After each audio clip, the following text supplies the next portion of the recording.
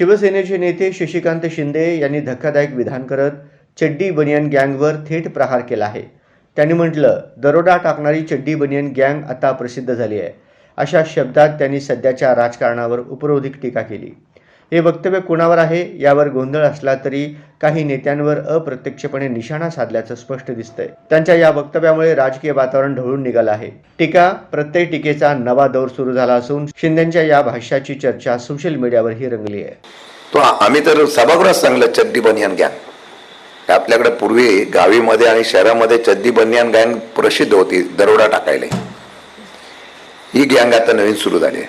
गरिबांना मारतात, त्या वेटरला मारतात आणि परत सांगतात नाही त्याने असं केलं म्हणून मारलं आणि रिपोर्ट आला जेवण चांगलं होतं.